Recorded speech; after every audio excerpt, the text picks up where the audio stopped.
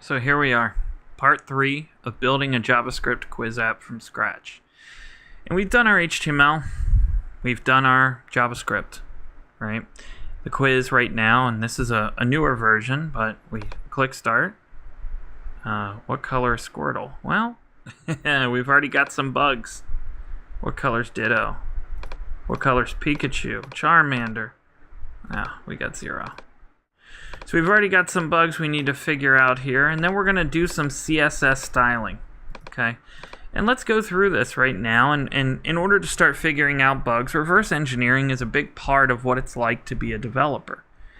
You might think that a lot of what you're going to be doing as a developer is creating things from scratch, but I'm here to tell you that 80% of the time, if not 90% or more, you're fixing bugs in already existing code, or you're adding new features to already existing code. It might even be your own code from 3 months ago. Okay, so let's walk through reverse engineering.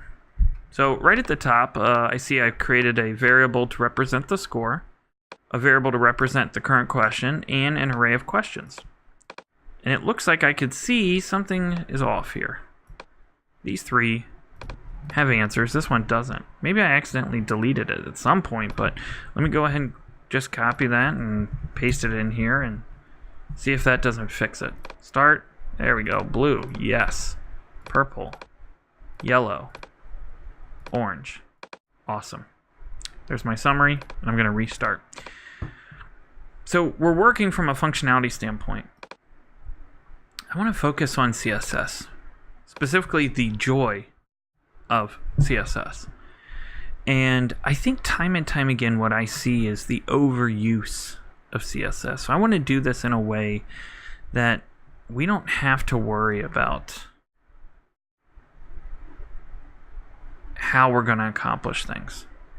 Okay, we're just focusing on the aesthetics now. The functionality is done, the structure is done. Let's make things look pretty. Okay, so the first thing I always do before I start any CSS is I do a universal selector and I turn a lot of the defaults off. So one of those defaults is padding. I'll set padding on everything to 0. I'll set margin on everything to 0. I'll set box sizing to border box, more on that later. I'll set all the font sizes to 16 pixels, so they're all the same. I'll set all the font weights to normal, no bolding. Okay. And I'll set all the colors to black. So now I can confirm. Oh, and text decoration to none to get rid of those underlines. All right. Perfect. There we go. All right, let's run this. We get back to the beginning. Pokemon quiz. All right. Now we'll start styling things. So over here, I've got my start page, and I have an H1 for Pokemon quiz. Let's see what we can do with that H1. Okay, this is all of our don't show these until later kind of things, right? And selecting so that we put a background color of yellow on there. Answer so that it shows a pointer when we hover over it. Okay, so that's all fine and well.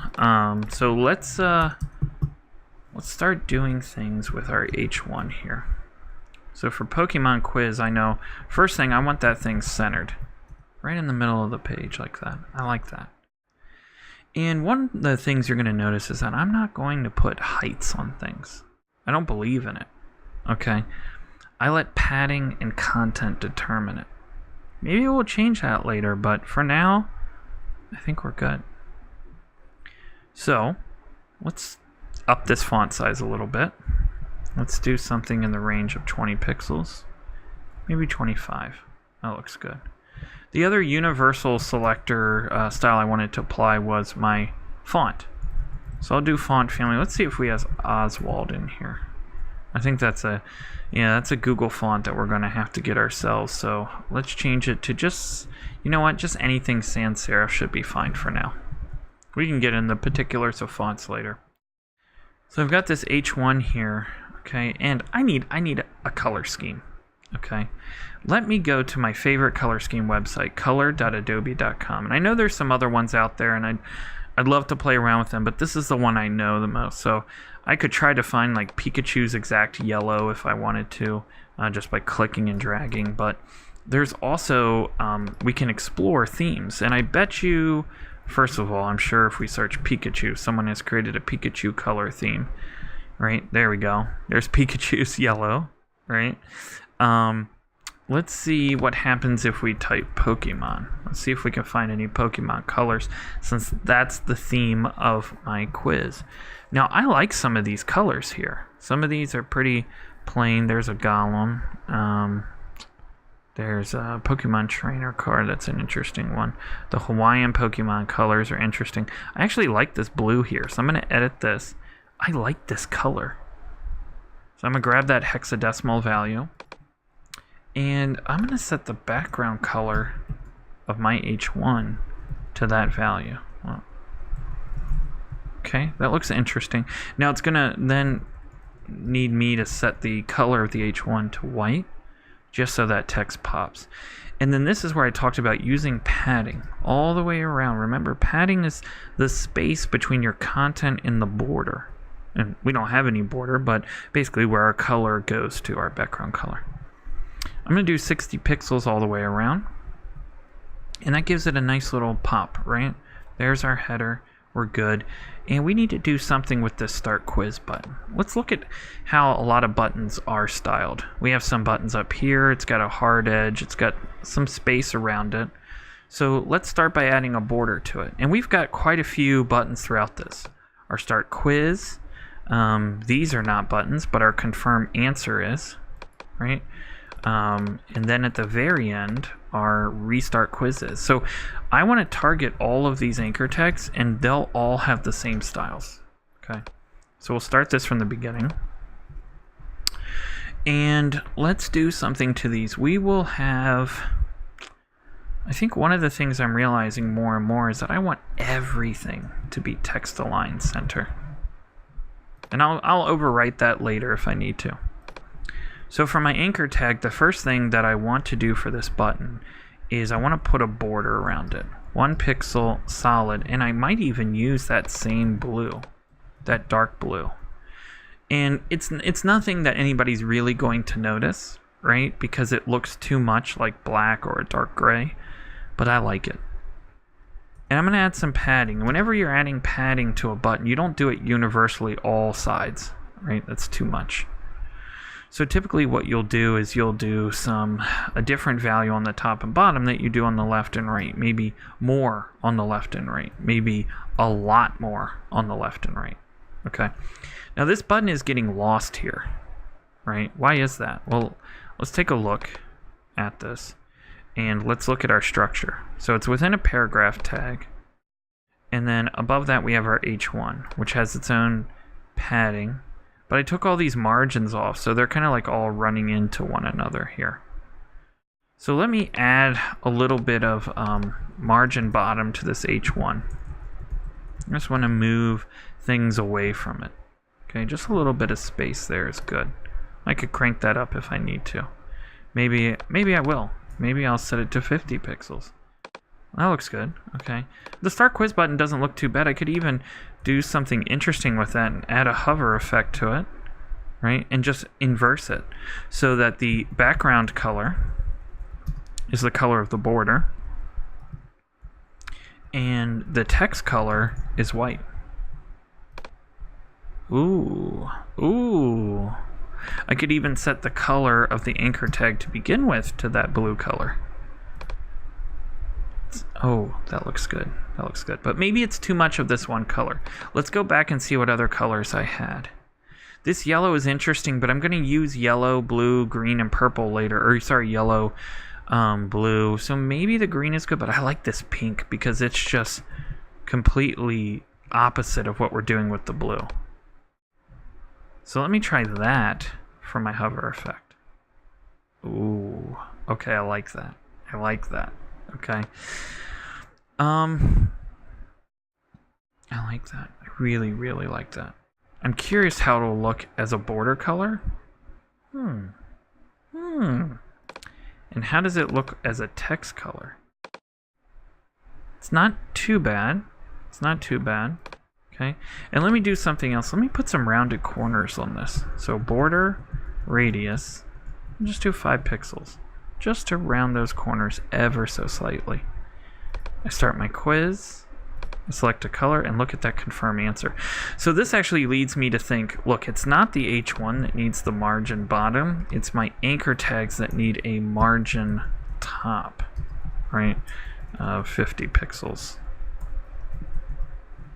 Okay, now nothing happens. And that's because anchor tags by default are, of course, display inline. So let's set all of them to display inline block. Oh, and we're still getting... Let's inspect this and make sure that this is there. It is there. And it looks like this paragraph, maybe this paragraph is hurting me here. This UL still got some bottom padding here. Oh, this is very interesting. So we gave it display inline block, and we gave it a margin top of 50 pixels. Oh, it actually is mad that I did display inline block because it looks like for whatever reason I have display inline on here.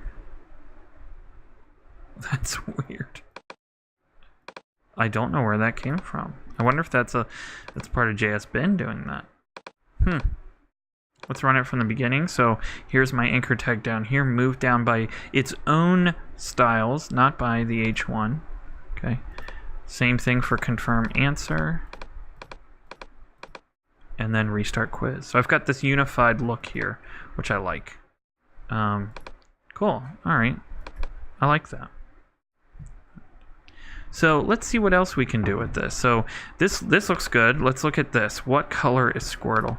So I definitely want my title to stand out, but I don't want to follow the same pattern that I just did on the main screen where I had that big kind of block with it in the middle. So let's see. Those are going to be some H2. So let me style that up. The first thing I know is I definitely want it to be big. I might even want it to be bigger than the previous one. Okay, and I think maybe I also do want some padding around it, maybe like 40 pixels, but I actually like that. It's very plain, I'll give you that, right? But it stands out, right? And I don't have to worry about much else, but I do think what I want to do here is I want to change up the way these LIs work. So if I go into my JavaScript, when I write these LIs, I do go ahead and give them an attribute of an ID, right? And I give them a class of an answer. But I think I also want to give them a class here. Let me concatenate in question.answers I. So I'm going to give them the class of answer blue, answer orange, answer yellow, answer purple. I like that. Okay. Cool. So now that I've got those classes on there, I'm going to do some magical things here. So the first thing I'm going to do is I'm going to come into answer. And I think I want them to be big blocks. Okay. So to see what we're doing here, let's do a border of all around of we'll just do solid black for now. It's fine. We might change that. And I think I'm going to set them to display inline block. Okay. And they'll still be centered, which is good.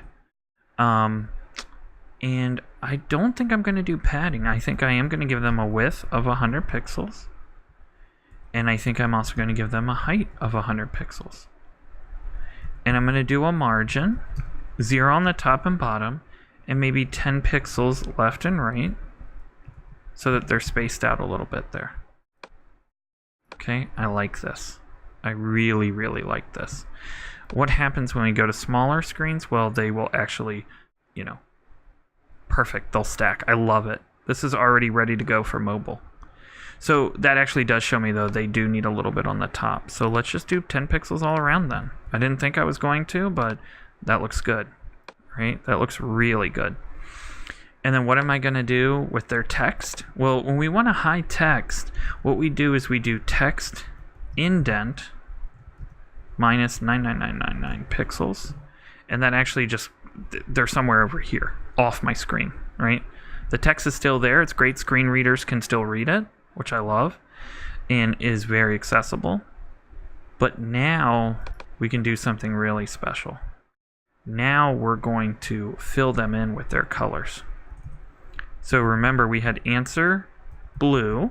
Okay, so if it's got the class of answer and blue, I want to find Squirtle's color. Okay, so let's see, Squirtle, blue, hex. Okay, let's see if we can find a source. Oh, Squirtle color palette. There we go. Okay, so it says his blue is this blue, so we'll just grab that hexadecimal. Okay, so we're going to do a background color of that blue. Awesome. You can see where we're going here. Let's see if we can find a Pikachu color palette. Oh, well, it would help if I could spell Pikachu correctly. Oh, interesting. Oh, it was looking for an actual color there.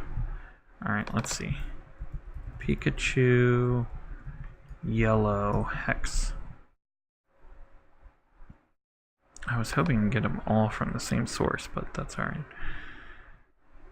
Okay, so here's that yellow. Here's the hexadecimal. So we'll come back in. We'll do dot answer dot yellow background color. We'll pop that in. Okay. Now we need Charmander orange hex. Okay. And we got color hex here. Again, I do like this source. So it's this orange right here. We'll grab that. Okay. So dot answer dot orange background color. Perfect. And yes, I forgot Bulbasaur on this one. Instead I did Ditto. I think it's just because I love purple, and I do love Ditto. So Ditto purple hex. Okay, and we've got colorhex.com. New. Let's see. Ooh. Interesting. It's hard to find. Ditto Pokemon purple hex. Oh, here's PokemonPalettes.com. Oh, this is interesting. I wish I had found this. I love it. That is awesome. So this is the darker purple, but he's honestly more like this purple, right? For the most part. So can I copy it? Like, does that copy it to my clipboard? Interesting. Okay. And I'll come back in here, dot answer, dot purple, background color. Okay, and there we go. Perfect. Now, in the past, when we selected a color, it did like a highlight, right? And I like that.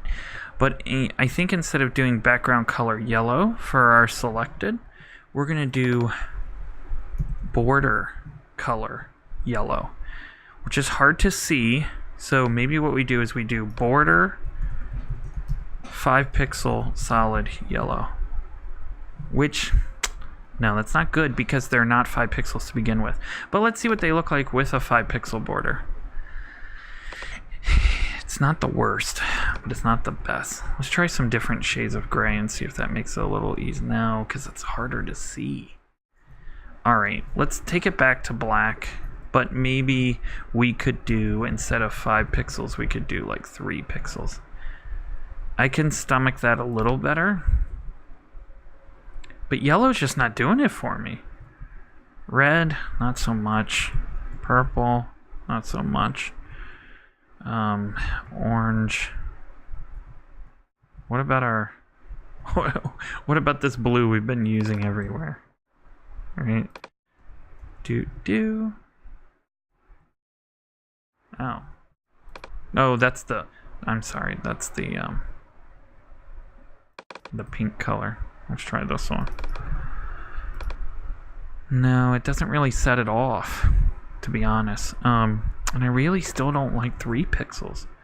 2 pixels is better, but there's not much, again, to kind of show that you've highlighted it. So let's think about what we could do there. We could do a transparent background image on it. And I kind of like that. I really like that. Okay, so I'm thinking a transparent background image. Let's do something. Let's find a check mark icon. Okay, these all look good. They're sufficient. But what you want to do is you want to go to images and you want to go to tools and usage rights and labeled for reuse. Okay, that'll make sure that you're not using something that's someone else's proprietary image that you don't have the rights to use. Okay, like this looks good, right? It's like the kind of quintessential go-to. It is not transparent though, which is unfortunate. If we go to color, we can do transparent and see what shows up. There's some other options here. They're not bad, but dang it, I did really like that one. Oh, well, it's not transparent. Let's see, if we go to it, let's see what they have as far as the transparency. Alright, well, free download, PNG. It'll take the smallest one possible because we don't need that big one. Alright, let's open it up and see what it looks like in preview. Oh, it is transparent. Okay. Now, I can't really host things on JSBen that I'm aware of. So, but what I can do is I could go to Imager. And I think Imager, let's see, we want to double check and make sure Imager will let us host something. So let's find an appropriate image here that we can use. Here we go, here's an image of a cat. So let's see if it'll actually allow us to use this. Let's see, copy image address. Let's see if we can do background image URL. Oh yeah, it lets us use it. Okay, so let's go upload our own. Okay, new post, browse. We'll grab that one that we just downloaded. Right, or okay, cool. Which, it's funny, it almost looks like theirs. We'll copy that URL and let's put that URL in. And let's do background size 100%, or let's do cover and background position center. I feel like maybe we didn't get the image. Yeah, because look, it doesn't have, let's see, .png maybe? What was it before? So let's copy the image address and use that instead. There we go. So it's not too bad. Let's see, 100% is okay, maybe 50%. And then you can see it's going to repeat automatically. So we want background repeat. I don't know how I want to. Background repeat is no repeat. Cool. All right. So now whichever one we selected gets that check mark. That's not bad. I like that. I like it. Right? It's nice. It shows we've selected something. We'll confirm. Colors Pikachu. Charmander. And here's our quiz summary. You scored 3 out of 4 correct. And it actually doesn't look bad. Right? It looks good. And we didn't really have to do much in the way of styling. And what's great about this is this will work here on this size screen. It'll work here on this size screen. And it'll work here on this size screen. This is pretty well styled. I love it. The only thing I might do is on the summary page. Come on, guys. We need a picture of Pokemon. We haven't had any Pokemon pictures yet. I think that's the last thing to give this a little bit of style. So let's go find an image and just say Pokemon celebration. It doesn't need to be transparent, but it does need to be labeled for reuse. So let's see if I can find any Pokemon celebrating. Pokemon celebration. Okay, let's do Pokemon party. Oh, these are like real world pictures of Pokemon Go. I get it. And I love it. And I've participated in it. Alright. Let's just see if we can find Pokemon and use some sort of final image for the end of our quiz there.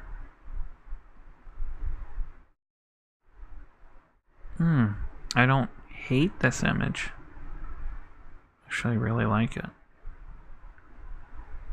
Let's see.